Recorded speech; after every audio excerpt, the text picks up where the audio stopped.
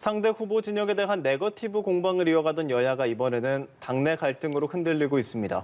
더불어민주당에선 이른바 문파 음모론이, 또 국민의힘에선 홍준표 의원과 윤석열 후보 사이에 공천 거래 논란이 불거졌습니다. 상대 후보와 가족에 대한 비방 등 이른바 네거티브 논평이 불과 20일 동안 129건에 이른다는 분석도 나왔는데요. 관련 내용 포함한 정치권 이슈 최창렬 용인대 교수, 김형준 명지대 교수와 함께 짚어보겠습니다. 어서 오십시오. 안녕하세요. 네, 안녕하세요.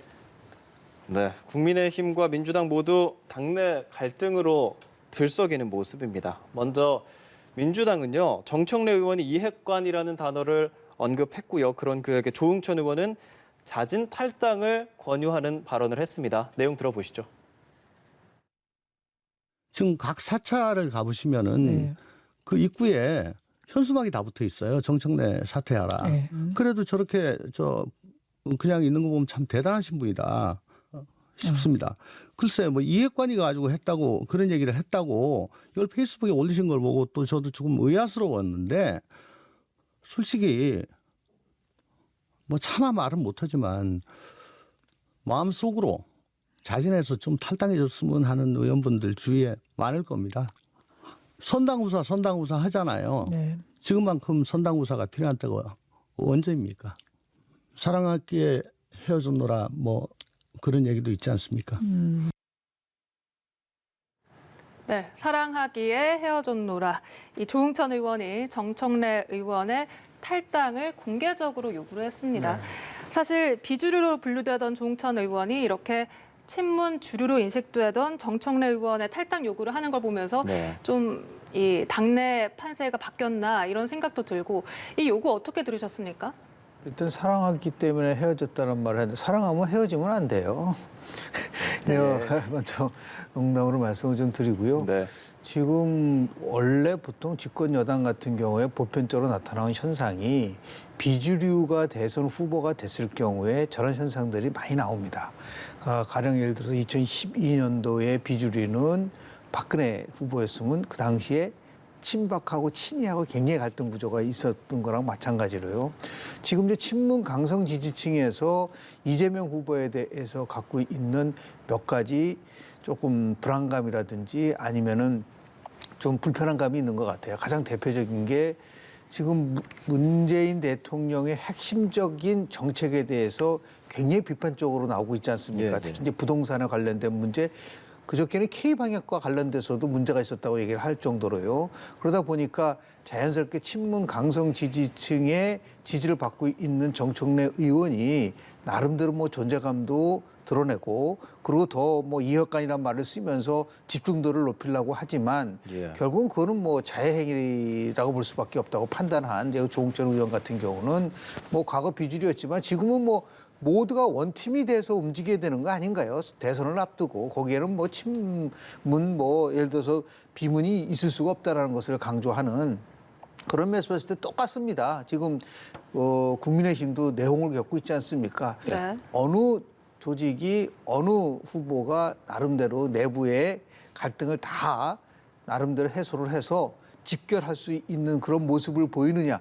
그렇기 때문에 두 후보 지지도가 다 30% 밑으로 떨어지는 이유는 뭐냐면, 이게 바로 이제 당내에 있어서의 갈등을 제대로 봉합하지 못하고 있기 때문에 나타난 현상이라고 저는 봅니다. 네, 사실 이 정청래 의원의 봉이 김선달 발언으로 인한 불교계와의 갈등이 지금 이렇게 당내 내홍 조짐으로까지 이어지고 있는데 앞으로 어떤 식으로 전개가 될 거라 예상을 하십니까? 그래서 불교계가 이제 전국 승려대회를 연다고 이제 그럽니다. 전국 승려대회가 원래 지금 열기가 어려운 상황이죠. 코로나 상황 때문에. 근데 그럼에도 불구하고 아무튼 열겠다는 건데, 지금 이제 이 불교계는 이 정부가 기독교계에 좀 편향됐다라고 보고 있는 것 같아요. 그러니까 정청래 의원이 국회 발언할 때 그 해인사 그 통행료 받는 거, 그거를 이제 그 봉이 김선달에 비유해서 지금 여기까지 왔단 말이에요. 근데 단순하게 정청래 의원 발언 하나만 가지고 그런 것 같지는 않고 몇 개 예를 들었어요. 문재인 정부가 너무 이제 가톨릭이나 기독교에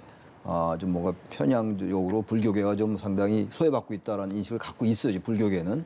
그게 하나가 있는데, 글쎄요, 지금 정치권과 이제 종교계는 상당히 뭐 정치와 종교라는 게 당연히 분리되는 건데, 또 이 후보들은 표를 의식 안 할 수가 없어요. 기독교라든지 불교라든지 그분들은 상당히 어떤 그 뭐 동료 의식이 있는 분들이니까 종교계는 그런 점에서 여러 가지 일이 있는 건데 저는 종교도 너무 지나치게 이런 부분 가지고 무슨 정당을 좀 압박하는 것 같은 이런 모습은 저는 바람직하지 않다고 생각해요. 그건 뭐 기독교계도 마찬가지고 불교계도 마찬가지긴 한데 특히 정청래 의원이 지금 조응천 의원과 이런 관계는 아까 우리 말씀하신 것처럼 상당히 그 내부의 어떤 그 권력 갈등 같은 조짐이 좀 보이는 겁니다.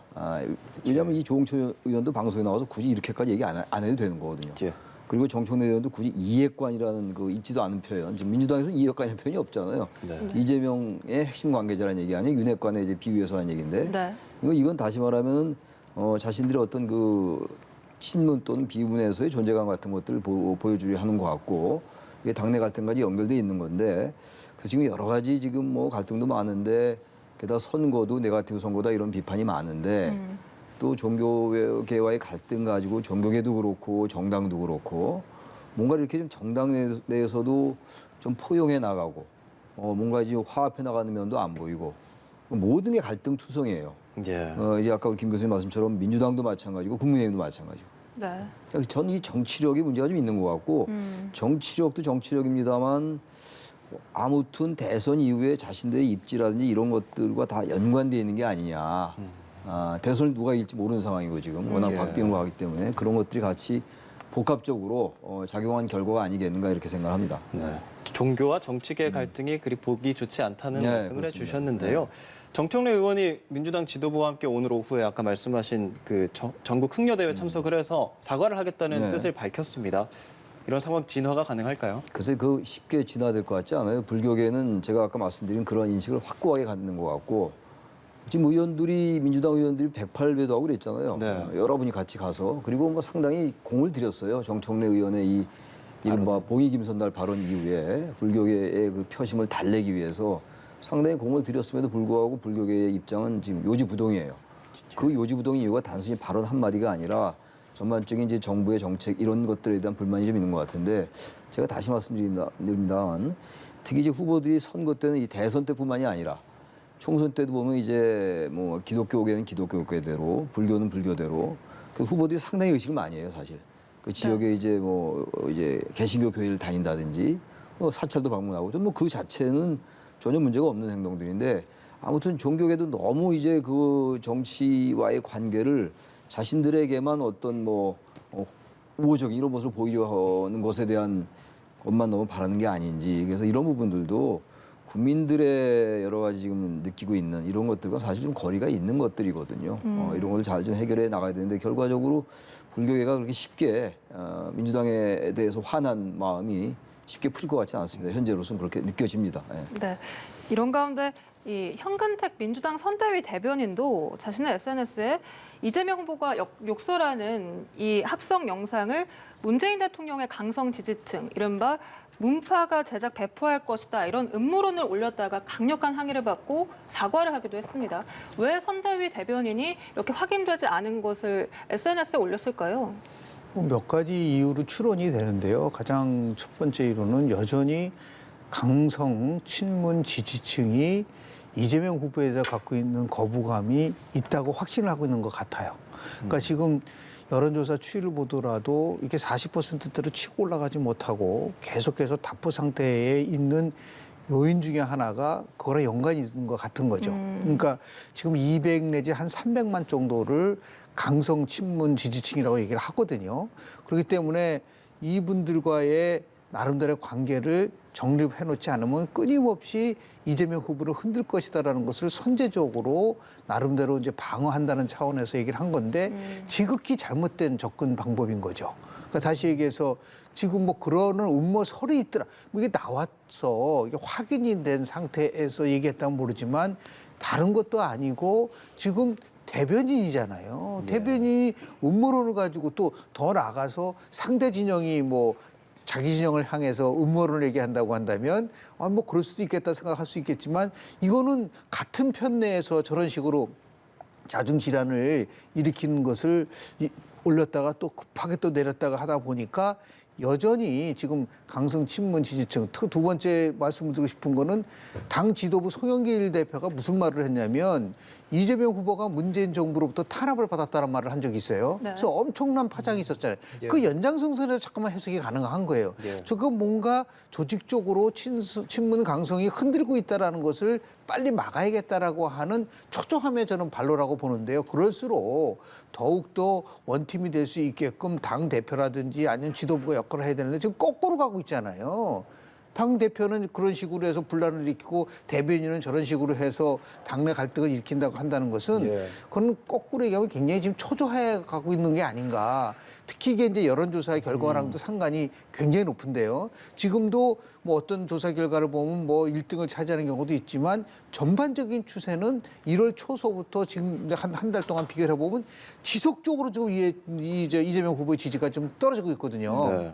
이런 것을 아마 사전에 막아야겠다라고 하는 그런 절박함에서 나온 것 같은데 저는 절대로 이런 식의 나름대로 그 논평을 하고 얘기하는 것은 굉장히 부적절한 처사였다. 한마디로 이건 자해 정치입니다. 네, 아까 교수님께서도 이제 정책에 대해서도 약간 각을 세운다는 말씀도 해주셨잖아요. 이런 상황들 친문과 친이의 갈등이 수면 위로 드러나는 거다 이렇게 봐도 될까요? 현근택 대변인을 이해할 수가 없어요. 이게 선거 캠프에서 굉장히 중요한 역할을 하는 사람이고 아주 방송에도 이제 출연이 많이 하고 그러더라고요. 근데 이렇게 지금 문파를 공격하는 이런 발언들, 그럼 가뜩이나 갈등이 존재하고 있는 게 실체라면은 이 갈등을 어떻게든 포장도 해야 되고 선거 국면이니까 어떻게든 당내에서 어떤 같은 원팀이 돼야 될 거 아니에요. 근데 아주 노골적으로 문재인 대통령을 지지하는 사람들을 공격하는 거거든요. 이것도 무슨 정치 의도가 있지 않으면 이렇게 할 리가 없을 거예요, 아마. 왜 이렇게 하죠? 정께서 이건 진영 내에서 자신의 존재감을 부각시키려 하지 않는다면 이렇게 얘기할 이유가 없어요. 만약 이렇게 된다면 오히려 수면 아래에 내재하고 있던 뭐 이른바 문파라는 사람들과 이제 이재명 후보를 지지하는 사람들과의 갈등이 실제 한다 하더라도 그걸 더 아주 그냥 기성사실화 시키는 거 아니겠어요? 그래서 저는 이렇게 하는 이유가 굉장히 거친 발언이란 말이에요. 합성으로 했을 것이다. 108개국을 갖고 있다. 이런 얘기는 뭐 상대방 진영에 대한 공격도 아니고 저는 이렇게 하면 더 진영 내의 갈등이 더 부각될 것이고 유권자들이 보기에도 아직 민주당이 화합이 안 됐구나. 이거 뭐 당연히 중도층 표심에는 당연히 안 좋은 영향이 가겠죠. 저는 그래서 이 대변인인데 더군다나 왜 이렇게 이슈가 될 수 있는 얘기를 했는지. 그래서 이게 뭔가 진영 내에 이것도 아까 말씀드렸던 그런 것들의 연장 아니냐. 지금 이제 대선을 얼마 앞두고 이제 47일 남았나요? 네. 예. 이제 50일도 안 남았는데 대선 이후에 자신들의 입지 그리고 또 솔직히 말씀드리면은 뭐 이건 정치라는 게 당연하긴 한데 민주당도 그렇고 국민의힘도 그렇고 선거 이후에 여러 가지 공천 같은 거 네. 하다 보면 내년 총선 내년이 아니죠 22대 총선까지 내려다보는 이런 것들이 작용할 수밖에 없죠. 그리고 거의 많은 분들이 사실 공천을 부단히 추구했던 분들이 하고 그래서 뭐 그러한 부분들이 동력이 돼서 정치가 움직이긴 하는 거예요. 근데 저도 대선 국면에서는 자신의 어떤 그런 정치적인 입지나 이런 것들은 좀 자제하고 여러 가지 고려해야 되는데 이런 발언들은 저는 일반적인 정치 상식으로는 납득하기 어렵다 그렇게 생각합니다. 네. 그러면 교수님께서 앞서서 이재명 후보의 이 지지율이 정체된 이유가 이런 당내 갈등 때문이다라고 분석을 해주셨는데 교수님도 그에 동의를 하시는 겁니까? 뭐 여러 요인이 있을 것 같아요. 당내 갈등도 갈등입니다만 당내 갈등이 양쪽에 다 있는 건데 지금 사실 문재인이란다. 그 윤석열 후보도 그렇고 이재명 후보도 그렇고 40% 못 넘고 있어요. 네. 지금 이제 역대 선거를 보면은 D-한 45일에서 50일 사이에 지지율이 예. 거의 그대로 가서 이제 리드한 후보가 이겼거든요. 노무현 후보만 제외하고는. 네. 지금 이제 뭐 이재명 후보나 윤석열 후보나 어느 후보가 리드한다고 얘기할 수가 없잖아요. 네. 어떤 여론조사 같은 경우는 같은 날 하는 여론조사가 단지 수치만 다른 게 아니라 순위가 다르게 나오는 것도 많이 있단 말이에요. 예. 그럼 오늘도 보니까 뭐 이제 그런 보도가 좀 있던데 그만큼 여러 가지 갈등도 있고 또 후보들에게 제기된 또 주변에게 제기된 리스크들도 있고 예. 이런 게 복합적일 거예요. 그러다 보니까 이게 정치적인 문제도 있고 여러 가지 이제 문제들도 이슈들도 있고 그래서 이런 문제가 나오는 게 아니냐. 그래서 단순히 당내 갈등만 때문만은 아니다. 그러나 당내 갈등도 하나의 요인이 될 수 있다라고 생각합니다. 그 당내 갈등에 대한 문제라기보다 크게 두 가지인데요. 네. 제가 분석한 거는 처음에는 굉장히 지지도가 높다가 딱 정체되지 않습니까? 예. 지금 제일 큰 문제가 이재명 후보가 굉장히 수시로 말을 막 바꿔요. 그게 믿을 수 없다라고 하는 이미지를 심어준 겁니다. 그래서 지금 당내에서도 뭐냐면 이게 단순한 갈등이 아니라 친문 강성 지지층 입장에서 봤을 때는 이재명 후보를 과연 믿을 수가 있느냐. 결국 문재인 대통령이 퇴임 후에 문재인을 지켜줄 수 있느냐라는 데 대해서 회의감을 갖기 시작하는 거죠. 그러니까 신뢰의 상실이 굉장히 중요한 요인으로 발생한 거고요. 두 번째는 대장동 개발 특혜 의혹 같은 경우는 부패라든지 이런 걸 넘어서서 가장 큰 그 이재명 후보한테 악재는 뭐냐면 그동안 이재명 후보의 가장 강점이 뭡니까? 추진력이었었잖아요. 예. 이 추진력이 좋은 방향으로 추진된 게 아니고 자신의 사적 이익을 위해서 속시 추진한 게 아니냐라고 하는 의심을 받기 시작을 했단 말이에요. 이런 것들이 결국은 종합적으로 묶여서 후보의 비호감도라든지 비도덕성에 대한 것을 강화시켜주는 요인이 있기 때문에 이재명 후보가 이것을 극복하기 위한 방법은 수없이 많은 소액행 지금 공약을 발표하고 나름대로 뭐 여러 가지 행동을 하더라도 본인이 정말 국민들에게 신뢰를 줄 수 있다라고 하는 이미지를 심어주는 게 가장 우선적으로 해야 될 부분들. 지금까지 나온 여러 공약 중에서 어떤 공약은 반드시 하겠다. 더 이상 이 문제 가지고서 내가 입장을 바꾸지 않겠다라고 하는 것을 분명히 바뀔 필요가 있다. 그렇지 않고 나서 조금 지나고 나면 기본소득도 그렇지 않습니까? 기본소득 한다. 국토보유세 한다 하다가 또 국민이 원하면 안 한다고 했다가 다시 또 어떤 때는 다시 들고 나오고 이러다 보니까 도대체 핵심적 공약이 뭐냐라고 하는 그런 비판을 받을 수 있는 부분들이 있어요. 이제 이재명 후보 같은 경우는 결단을 할 시간이다. 많이 내보내는 게 좋은 게 아니에요. 가장 핵심적으로 국민들에게 공감할 수 있는 공약을 제시할 필요가 있지 않을까 생각을 좀 합니다. 네, 알겠습니다. 국민의힘 역시 원팀 균열 조짐을 보이고 있습니다. 이 원팀의 난항을 겪고 있는 건데요. 홍준표 의원이 윤석열 후보를 만나서 이 전략 공천을 요구했다는 사실이 알려지면서 당내 반발이 불거지고 있습니다. 관련된 녹음 듣고 대담 이어갑니다. 대선 국면이라는 이 절체절명의 시기에 마땅히 지도자로서 걸맞는 행동을 해야 합니다. 만약 그렇지 못한 채 구태를 보인다면은 지도자로서의 자격은커녕 우리 당원으로서의 자격도 인정받지 못할 것임을 명심해야 합니다. 자기들끼리 연불에는 관심이 없고 제법에만 관심이 있어가지고 갈등을 증폭시키는 그런 사람이 대선을 이끌어서 대선이 되겠습니까? 후보하고 이야기한 내용을 가지고 나를 비난하고 방자하다. 저는 공천 문제에는 직접 관여할 생각이 없습니다. 네, 홍준표 의원과 윤석열 후보의 만남 두 가지 조건이 있다고 했는데 여기에 전략 공천까지 이야기가 나왔습니다. 이걸 방자하다, 격앙된 반응을 보인 홍준표 의원인데요. 원팀 안 되는 걸까요? 권영세 선대본부장 입장도 제가 아까 조홍천 의원, 이제 정청래 의원 그 말씀 나눈 것처럼 드린 것처럼 이분도 좀 이해가 안 가요, 저는. 이건 아직 홍준표 의원에게 들어오지 마시오 하는 얘기밖에 더 돼요.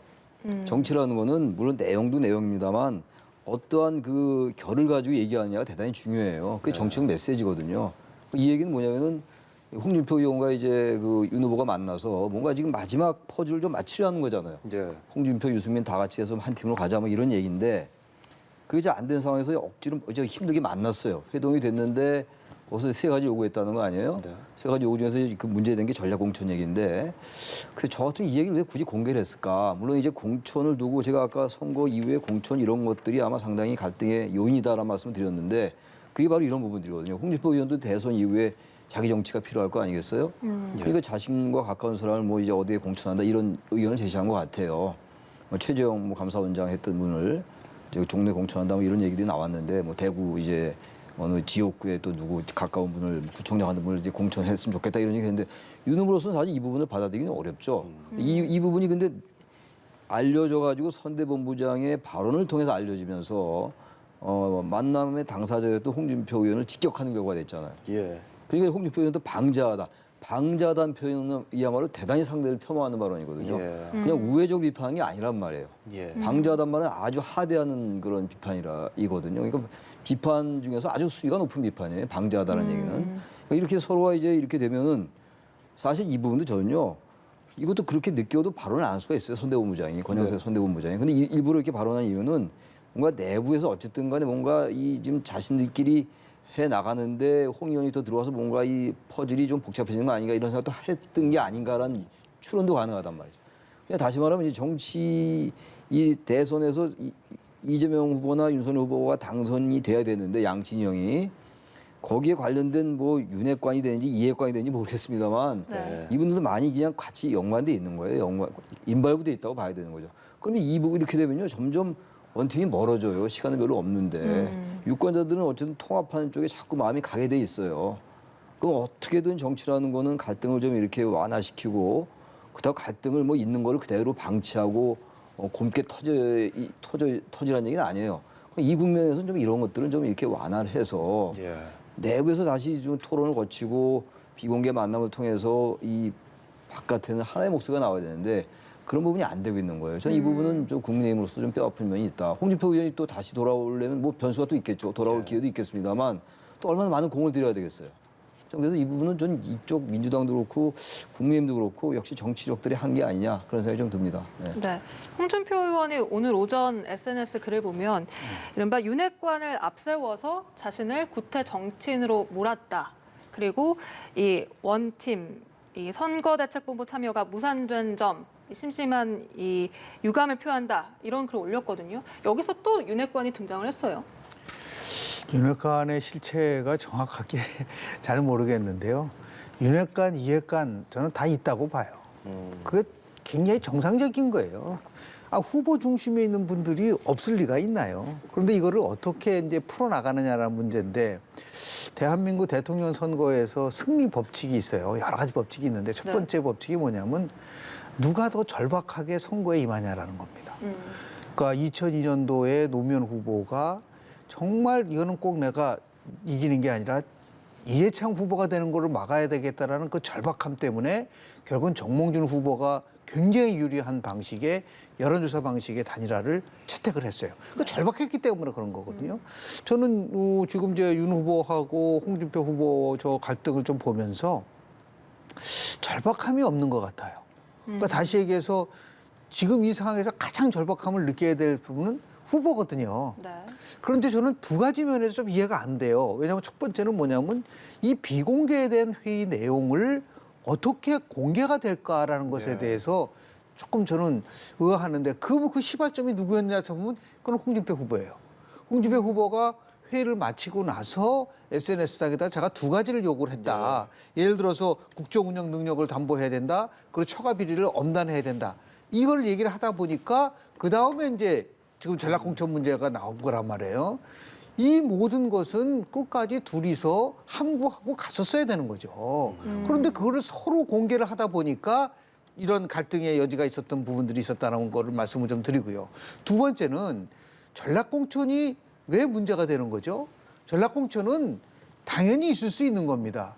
이번 3월 9일 날 같은 시기에 예를 들어서 재보궐선거를 한다고 한다면 선거에 가장 유리하게 할 수 있는 인물을 영입을 해서 전략공천을 하는 거는 지극히 자연스러운 거예요.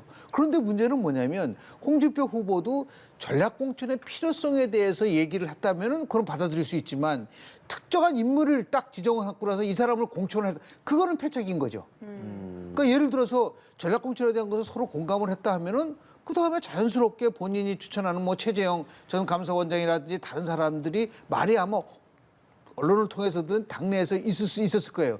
그런데 그걸 콕 집어가지고 이 두 사람을 해야 된다고 하니까 논란이 있을 수 있는 부분들이 있어서 지금도 그런 면에 대해서 조금 이해하기 어려운 부분들이 좀 있어요. 왜 그 홍준표 후보 같은 경우는 굉장히 노련한 정치인인데 그렇게 했을까라는 의심이 들 수밖에 없는데요. 여하튼 지금 얘기하는 정치의 정석은요. 특히 대선에서는 하늘이 두 쪽이 나도 플러스 정치를 해야 되는 겁니다. 근데 지금 이 국민의힘은 마이너스 정치를 지금 가고 있는 거예요. 이거는 결국은 누가 풀 수밖에 없는 거냐면 후보가 풀 수밖에 없는 거죠. 후보가 더 절박하고 그리고 더 신중하고 더 무겁게 한 사람이라도 더 많이 끌어안을 수 있는 그런 포용력을 보여야만 한다라는 것을 좀 보여주는 게 아닌가라는 생각을 좀 하게 됩니다. 예, 후보가 풀어가야 한다는 건데요. 2030 세대에서 홍준표 의원이 지지를 얻고 있다는 것은 분명한 것 같습니다. 그렇다면 그런 홍준표 후보를 정말 함께 가지 않을 수 있을까요? 후보는 마지막까지 함께 가자고 할 거예요. 함께 가야 돼요. 원팀이라고들 얘기 많이 하잖아요. 네. 대체로 보면은 제가 뭐 자주 말씀드린 건데 선거의 역사를 쭉 보거나 우리 한국 정치의 그 어떤 대선 총선의 승패의 여러 가지 원인들을 분석해 보면은 결국은 통합한 쪽이 이겨요. 물론 통합이라는 게 지나치게 선거공학적이고 정치공학적인 그런 단일화 아니냐, 단일화 포함해서 그런 통합 아니냐, 합당 아니냐 이런 비판이 분명히 따릅니다. 가치나 이념을 놔두고 오로지 그 승리만 위한 거 아니냐라는 비판이 있음에도 불구하고 결과적으로는 통합한 쪽이 많이 이겨요. 과거에 뭐 이게 너무 오래된 얘기입니다만 1990년도에 3당 합당 같은 경우 결국은 3당 합당에도 민자당이 이겼잖아요. 그런 것들이거든요. 이건 더더욱 그래요. 같은 당내 문제이기 때문에 홍준표 의원은 홍준표 의원대로 정책 계산이 있을 것이고 후보는 후보대로 불쾌했을 겁니다 아마. 아무리 뭐 당연한 얘기 했다 하더라도 처가 비리 엄단을 해라. 사실 그건 윤 후보가 법 앞에 평등이라는 말을 많이 해왔던 거긴 합니다만 네. 또 게다가 특정인을 거론하면서 전략 공천해 주시오라는 거는 지나치게 조건부로 원팀 들어가겠다고 하는 거니까 그건 윤 후보로서는 불쾌할 수밖에 없어요. 그건 윤 후보대로 나름의 정책인 입장이 있는 것이고 홍 의원대로 있다 하더라도 이런 부분들을 잘 우리 서로 이해해 나가면서 크게 파열음이 안 나게 가는 게 정치거든요. 그래서 정치가 어려운 거 아니겠어요? 그래서 정치와 법의 영역이 다른 거예요. 법이라는 것은 리걸 마인드로 있는 그대로 하면 돼요, 원칙대로. 그러나 정치는 그게 아니거든요. 뭔가 뭘 생산해내고 무에서 유를 창조해내고 그래서 가능의 예술이라고 하는 거 아니겠어요? 그 가능의 예술이 이제 국민들에게 잘 이루어져야 되는 건데 국민들에게 가기 전에 당내에서 이런 어떻게 보면 사소한 일들인데 이런 것들조차 해결을 못 하잖아요. 자꾸 외부로 불거지고 또 말이 다르고 양쪽의 생각이 다르고 그래서 결국은 이 지금 홍 의원 그리고 유승민 전 의원입니다만 유승민 예. 전 의원도 같이 가야지 가능성이 있어요. 지금 얼마나 박빙이에요 지금. 근데 네. 뭘 믿고 지금 민주당도 그렇고 국민의힘도 그렇고 자꾸만 당내 갈등을 일으키냐고요. 게다가 주변에 있는 사람들이. 아까 현근택 대변인도 그렇고 권영세 본부장도 그렇고. 어쨌든 좀 참아야 돼요. 우리 하고 싶은 말 다 하고 삽니까? 그래서 이분은 조금 그런 그 인내와 자제와 절제가 필요하지 않느냐. 제가 그런 생각을 좀 합니다. 예. 네. 두 분 모두 플러스 정치, 그러니까 통합의 정치를 하는 네. 후보가 이길 것이다. 이런 공통의 말씀을 해주셨는데 어떤 후보가 통합의 정치를 해나갈지 지켜보겠습니다. 이런 가운데 여야 네거티브 공방도 치열합니다. 역대급 진흙탕 대선이다. 이런 말이 나오고 있는데 실제로 수치로도 확인이 됩니다. 이 양당에서 20일간 내놓은 논평과 브리핑, 3건 중 1건은 네거티브인 것으로 확인이 됐습니다. 왜 이렇게까지 네거티브전으로 확대가 되고 있는 걸까요? 저는 이제 몇 가지로 좀 분석을 해보고 싶은데요. 제일 첫 번째는 지금 여야 후보들이요, 대한민국의 미래와 그리고 희망을 심어줄 수 있는 거대 담론을 접근하지 못하기 때문에 그래요. 그러니까 예를 들어서 문민정부를 만들겠다, IMF를 극복했다, 특권과 차별이 없는 세상을 만들겠다, 이런 것들이 굉장히 주가 된다고 한다면 이 네거티브는 굉장히 사소한 거가 될 수밖에 없는데 예. 그러한 굉장히 담대한 국가의 시책과도 관련된 정보가 없다 보니까 이 어떤 유혹에 빠지냐면 두 가지 유혹에 빠지거든요. 대선에 가면. 제일 첫 번째는 포퓰리즘. 지금 다들 뭐 주겠다는 거 많잖아요. 뭐 매일매일 주겠다는 거가 나와, 포퓰리즘. 그건 이제 악성 포퓰리즘으로 빠질 수 있는. 그런데 표가 되니까. 두 번째가 바로 한방주의예요. 요거 한방 내세워가지고 터트리면은 그동안 부동층을 확 끌어들일 수 있다라고 하는. 그러니까 결국 뭐냐면 본인에 대해서 또는 후보들 통해서 이 본부들이 준비가 제대로 못한 상태에서 선거를 치르고 있는 거가 아닌가라는 생각을 들 수밖에 없어요. 그러다 보니까 끊임없이 새로운 네거티브 공방을 해야 되는데 네거티브의 원래 정확한 정의는 뭐냐면요. 비방하고 상대방에 대해서 음해하는 게 네거티브가 아니에요. 포지티브는 희망을 주는 거고 네거티브는 두려움을 주는 겁니다. 저 사람이 대통령이 되면 어떠한 나라가 와서 두려워질 수 있을 것에서 줘야 되는데 우리는 변질된 네거티브예요. 처음부터 끝까지 무조건 객관적 근거나 나름대로 정말 합당한 거 없이 무조건 상대방에 대해서 음해하고 비방하고 또 어떤 때는 저게 정말 맞을까라고 할 정도로 이거는 결국 뭐냐면 아까 말씀드린 것처럼 왜 대한민국 정치가 너무 하향화됐고 전부 다 자해 정치로 가고 전부 다 마이너스 정치로 가고 국민들이 봤을 때 이렇게 네거티브 정치로 가면은 정치에 대한 관심이 떨어질 뿐만 아니라 정부에 대한 아예 관심을 닫아버려요. 중요한 거는 꼭 알아야 될 거는 이렇게 해서 끝나고 나서 대통령이 됐다고 생각을 한번 해보죠. 국정 운영할 수 있을 거라고 보십니까? 상대 쪽에서 끊임없이 또 네거티브로 나올 겁니다. 과거에 했었던 걸 다시 끄집어낼 거예요.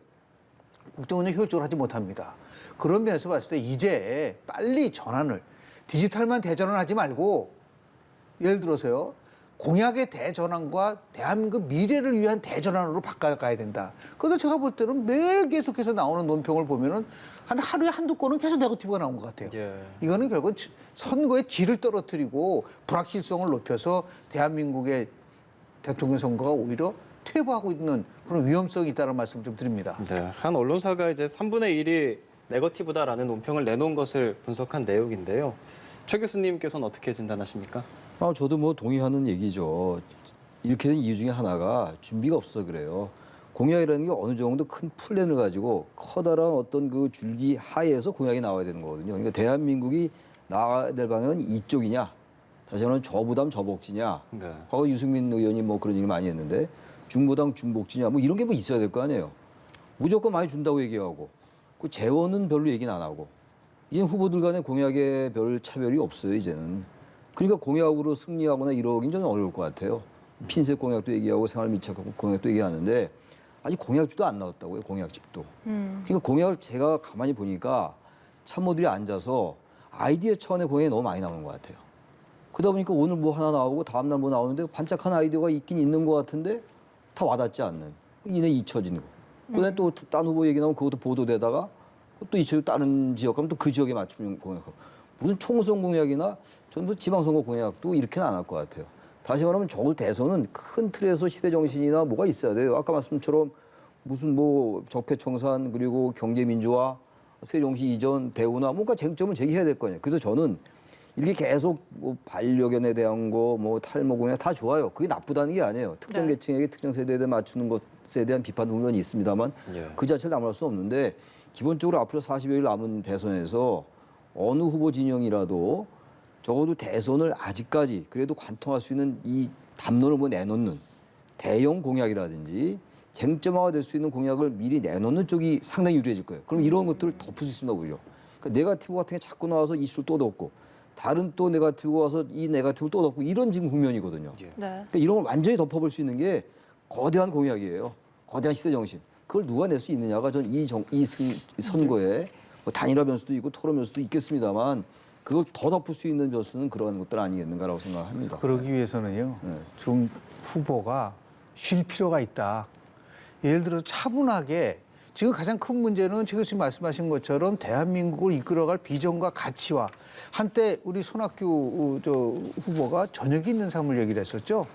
좀 철학이 있는 삶이 됐으면 좋겠다. 그러니까 이 비전과 가치화된 부분들을 딱 정립을 해줘야지만이 네거티브에서 벗어날 수 있다라는 말씀을 드립니다. 네, 알겠습니다. 지금까지 최창렬 용인대 교수, 김형준 명지대 교수였습니다. 오늘 말씀 고맙습니다. 고맙습니다. 네,